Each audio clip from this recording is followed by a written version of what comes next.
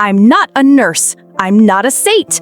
I'm her daughter, and I'm drowning. She raised you. She wiped your tears. You owe her this, or have you forgotten?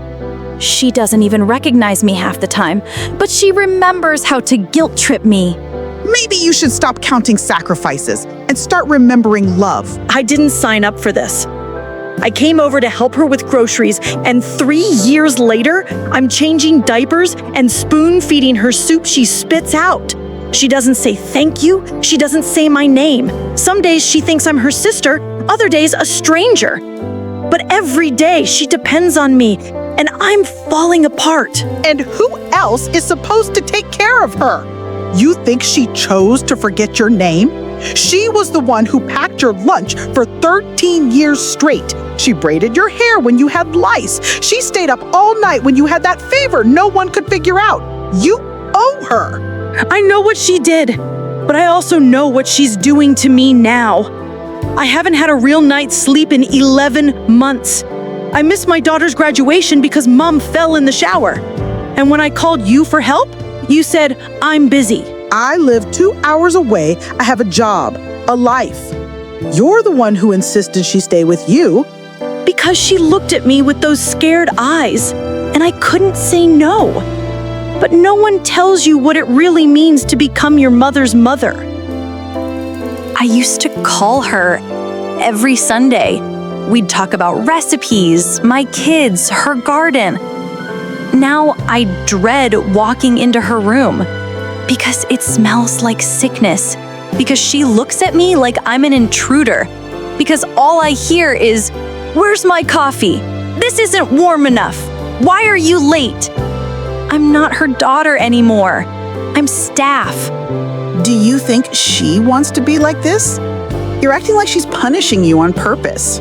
No, I think she's scared, but I'm scared too. I'm scared I'm losing myself. I miss reading a book without checking if she's still breathing.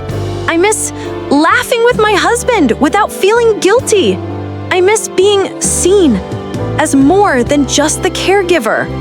I didn't know it was that bad. You didn't ask. You call, you talk for 5 minutes, you hang up and go back to your nice, quiet home. I haven't had quiet in months. I didn't know what to say. You could have just said, "I see you." My husband asked me last week if I even love him anymore. I couldn't answer because I don't even remember the last time I looked at him without being halfway out the room to check on Mom. We used to walk together after dinner. Now I eat alone at the kitchen counter because I'm too tired to talk. And he's stopped asking. I didn't realize it was affecting your marriage. It's affecting everything. My son, he stopped inviting me to his soccer games. He said, "You're always busy with Grandma." And he's right. My daughter doesn't talk to me about school anymore.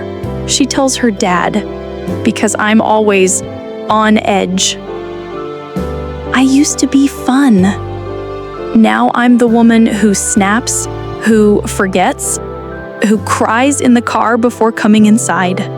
You're overwhelmed. Anyone would be. I'm not superhuman, but somehow everyone acts like I should be.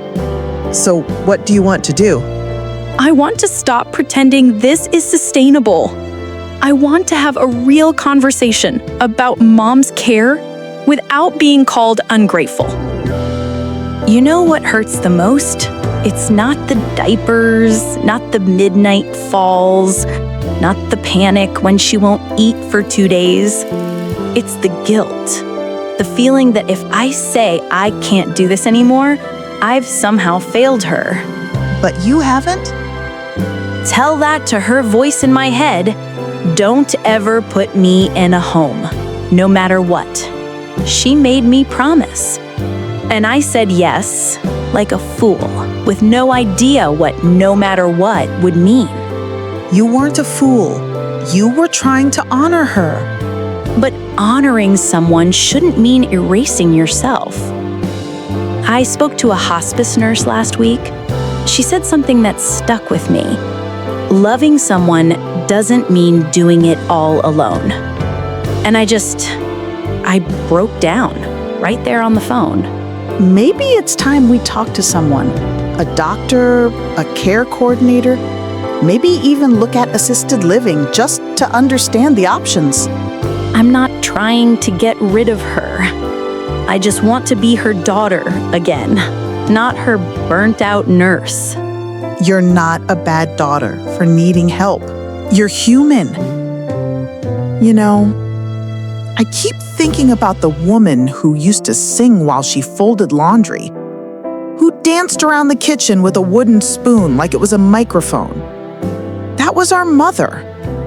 And now, this version of her, confused, angry, silent, it's like watching her fade in slow motion.